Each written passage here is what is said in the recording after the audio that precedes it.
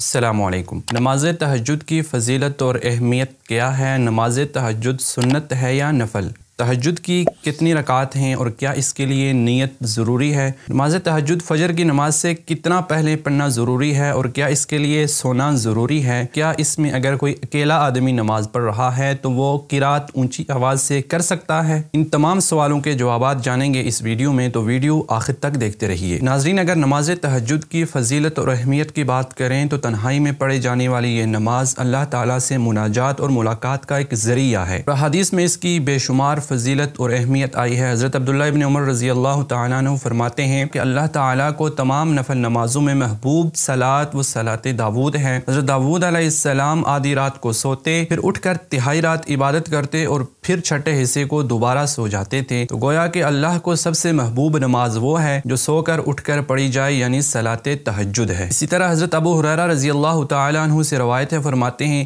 کہ حضور اکرم صلی اللہ علیہ وسلم نے فرمایا کہ فرض روزوں کے بعد سب سے زیادہ فضیلت والا روزہ وہ محرم الحرام کا ہے، اور فرض نماز کے بعد سب سے زیادہ فضیلت والی نماز وہ رات کی نماز یعنی صلاۃ تہجد ہے۔ پرانے وقتوں میں تہجد کی نماز پڑھنے کا بڑی کثرت اور اہتمام سے رواج تھا، اور گھروں کے بڑے بوڑھے، بچے، مرد اور عورتیں رات کو اٹھتی، مرد حضرات مسجد کو تشریف لے جاتے اور عورتیں اپنے گھروں کے اندر مخصوص جگہ پر صلاۃ تہجد پڑھتی، اور صبح صادق طلوع ہونے تک یہ لوگ اپنے رب سے راز و نیاز میں مصروف رہتے۔ لیکن آج بڑے دکھ اور افسوس سے کہنا پڑ رہا ہے کہ جب سے نت نئی ایجادات اور بالخصوص سوشل میڈیا آیا ہے، اس وقت سے لے کر اب صلاۃ تہجد کا رواج ختم ہو چکا ہے اور ہم سے یہ دینی اور قومی ورثہ چھن چکا ہے۔ اللہ سے دعا ہے کہ اللہ ہمیں بھی صلاۃ تہجد پابندی کے ساتھ پڑھنے کی توفیق عطا فرمائے اور دوسروں کو بھی اس کی تبلیغ کرنے کی توفیق عطا فرمائے، آمین۔ سوال یہ ہے کہ صلاۃ تہجد فرض ہے یا سنت یا نفل نماز؟ تو اس کے بارے میں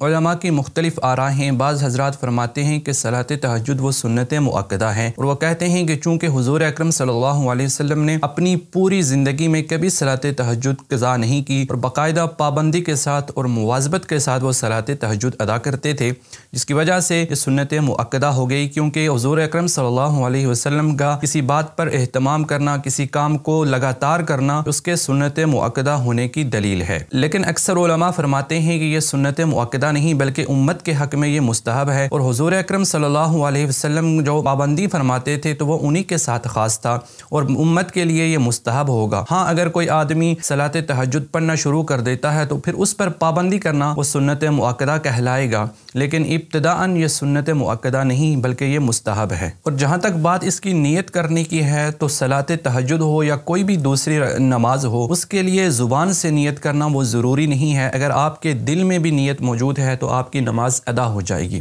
ایک اہم سوال یہ کیا جاتا ہے کہ یہ تہجد کی نماز کے لیے پہلے سونا ضروری ہے اور پھر سو کر اٹھ کر پڑھنا ضروری ہے، کہ آیا کوئی آدمی بغیر سوئے ہوئے کوئی نماز پڑھ لیتا ہے عشاء کے بعد تو وہ بھی صلاۃ تہجد ہوگی یا نہیں؟ تو اس کا جواب یہ ہے کہ نماز تہجد کے لیے کوئی سونا ضروری اور فرض تو نہیں ہے، لیکن سنت رسول یہی ہے، اور صحابہ کرام رضوان اللہ اجمعین کا بھی عمل یہی تھا کہ وہ حضرات رات کو پہلے سوتے تھے اور پھر آخری پہر میں اٹھ کر وہ صلاۃ تہجد ادا کرتے تھے۔ تو گویا کہ بہتر اور افضل یہ ہے کہ آپ پہلے سوئیں اور سو کر اٹھ کر آپ نماز پڑھیں، تو یہ صلاۃ تہجد افضل اور فضیلت والی ہوگی۔ جیسا کہ شیخ الاسلام حضرت حسین احمد مدنی رحمہ اللہ فرماتے ہیں کہ صلاۃ تہجد کا وقت عشاء کے بعد سے لے کر صبح صادق تک ہے، اور صحاح ستہ میں حضرت عائشہ رضی اللہ تعالی عنہا سے روایت موجود ہیں کہ حضور اکرم صلی اللہ علیہ وسلم نے رات کے ابتدائی پہر بھی صلاۃ تہجد پڑھی، رات کے درمیان میں بھی پڑھی اور رات کے آخری پہر میں بھی پڑھی، مگر آخری ایام میں حضور اکرم صلی اللہ علیہ وسلم کا عمل اور جو زیادہ تر حضور صلی اللہ علیہ وسلم کا معمول تھا وہ یہی تھا کہ وہ آخر شب میں بیدار ہوتے اور تہجد کی نماز پڑھتے،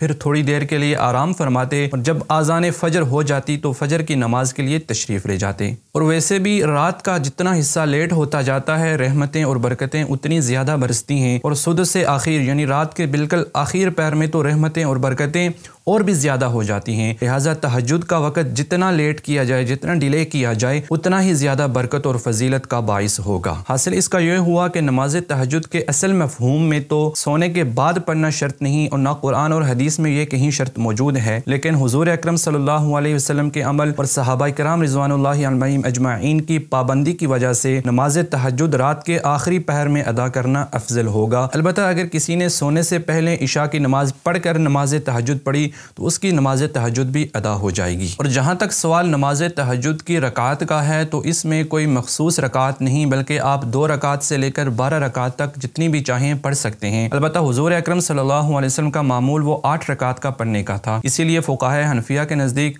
8 رکعت پڑھنا زیادہ مناسب ہے۔ آپ رات کے کسی بھی پہر اٹھیں، 8 رکعت نماز پڑھیں، اور اگر عشاء کے وقت آپ کو یقین ہو کہ میں نماز تہجد کے لیے اٹھوں گا تو آپ وتروں کو بھی چھوڑ سکتے ہیں، اور پھر 8 رکعت پڑھنے کے بعد 3 رکعت آپ وتر پڑھیں تو یہ آپ کی 11 رکعت ہو جائیں گی۔ لیکن اگر آپ کو یقین نہ ہو کہ میں نماز تہجد کے لیے اٹھوں گا تو آپ وتر عشاء کے ساتھ پڑھ لیجئے، اور رات کو جب بھی آپ اٹھیں تو اٹھ کر 8 رکعت پڑھیں اور اللہ سے دعا کریں۔ ایک اور سوال یہ کیا جاتا ہے کہ اگر کوئی آدمی صلاۃ تہجد یا دیگر کوئی نفل نماز پڑھ رہا ہے تو کیا وہ اس میں اونچی آواز سے قرات کر سکتا ہے یا نہیں؟ اس میں قاعدہ اور کلیہ یہ ہے کہ اگر دن کے وقت نوافل پڑھے جا رہے ہیں تو بہتر یہ ہے کہ آہستہ آواز سے قرات کرے، اور اگر رات کے وقت آپ نفل پڑھ رہے ہیں تو آپ کو اختیار ہوگا اونچی آواز سے بھی قرات کر سکتے ہیں اور آہستہ آواز سے بھی قرات کر سکتے ہیں، اور چونکہ صلاۃ تہجد رات کے وقت ہی ادا کی جاتی ہے لہٰذا اس میں آپ کو اختیار ہے، اگر کوئی چاہے تو اونچی آواز سے بھی قرآن مجید کی تلاوت کر سکتا ہے، اور اگر چاہے تو آہستہ آواز سے بھی کر سکتا ہے۔ لیکن اگر اونچی آواز سے کر رہا ہے تو اپنے آس پاس کا جائزہ لے، اگر تو کوئی اس کے قریب سو رہا ہے